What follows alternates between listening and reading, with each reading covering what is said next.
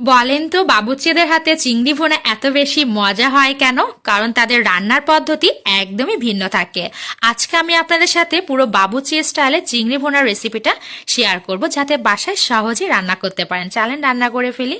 এখানে 15টার মতন গলদা চিংড়ি নিয়েছি, ভালো করে ধুয়ে পরিষ্কার করে নিয়েছি। দেখলেই বুঝতে পারছেন কিভাবে পরিষ্কার করে নিয়েছি। তারপর ভালো করে পানি ঝরিয়ে নিয়েছি। রান্না করার জন্য একটা কড়াই চুলাতে বসিয়ে দিয়ে 1 কাপের মতো রান্নার রেগুলার তেল দিয়েছি। চিংড়ি ভুনায় কিন্তু তেলের পরিমাণটা একটু বেশি ব্যবহার করতে হয়। 1/2 কাপের থেকে একটু বেশি পেঁয়াজ কুচি দিয়েছি। পেঁয়াজটা নেড়ে চেড়ে ব্রেস্তা করে ভেজে নেব। পেঁয়াজের গায়ে যখন কালার এসে গেছে, সেই পর্যায়ে গরম মশলার মধ্যে একটা তেজপাতা ছিঁড়ে দিয়েছি, 1 টুকরা দারচিনি আর 3টা এলাচ দিয়েছি। নেড়ে চেড়ে 1/2 মিনিট ভেজে নিচ্ছি। পরে গরম মশলার গুঁড়া অ্যাড করে নেব। 2.5 টেবিল চামচের মতন পেঁয়াজ বাটা দিয়েছি। গ্রেভির জন্য কিন্তু পেঁয়াজ বাটা ব্যবহার করতে হবে। নেড়ে চেড়ে 1 মিনিটের মতন ভেজে নেওয়ার পর 1/2 চামচ থেকে বেশি জিরা বাটা আর রসুন বাটা দিয়েছি, আর 1/2 চামচ থেকে কম আদা বাটা দিয়েছি। নেড়ে চেড়ে কিছুক্ষণ ভেজে নিয়েছি। মশলার কাঁচা গন্ধ চলে গেলে শুকনো উপকরণের মধ্যে স্বাদ মতন লবণ, হলুদের গুঁড়া, মরিচের গুঁড়া, ধনিয়া গুঁড়া 1/2 চামচ থেকে বেশি আছে। নেড়ে চেড়ে আরও 2 মিনিট ভেজে নিয়েছি। চুলার হিট কিন্তু মিডিয়াম থেকে লো হিটে আছে।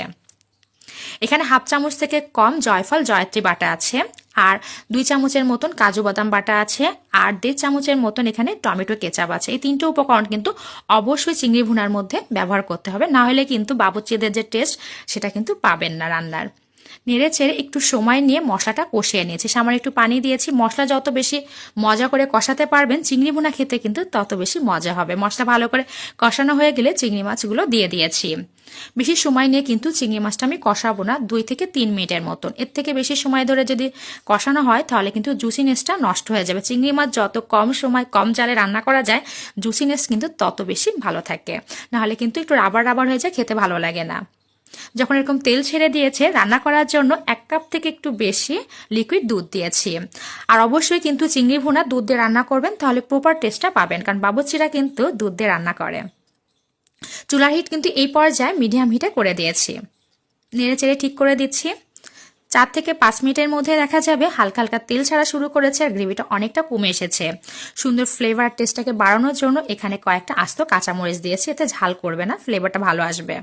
আরও 2 থেকে 4 মিনিটের মতন জাল করে নেব। এর মধ্যেই কিন্তু তেল পুরোপুরি ছাড়া শুরু করেছে, গ্রেভিটা অনেকটা ঘন হয়ে গেছে। মাঝে মাঝে কিন্তু একটু নাড়াচাড়া করে দিয়েছে। দেখেন কালারটা কতটা লোভনীয় হয়েছে। নামানোর কিছুক্ষণ আগে 1/2 চামচের মতন ভাজা গরম মশলার গুঁড়া দিয়েছে। অবশ্যই কিন্তু ভাজা গরম মশলা গুঁড়াটা ব্যবহার করবেন, ফ্লেভারটা দারুণ আসে, টেস্টটা কিন্তু ভীষণ ভালো আসে। আর এখানে 1 চামচের মতন ঘি দিয়েছি। ঘি দিলে পুরো শাহি ফ্লেভার আসে। আরও 5 মিনিট চুলার পর রেখে পুরোপুরি যখন তেল ছেড়ে দিয়েছে, তারপর চুলা থেকে নামিয়ে নিয়েছি। মাশাআল্লাহ, এত পরিমাণে লোভনীয় দেখতে, খেতে তো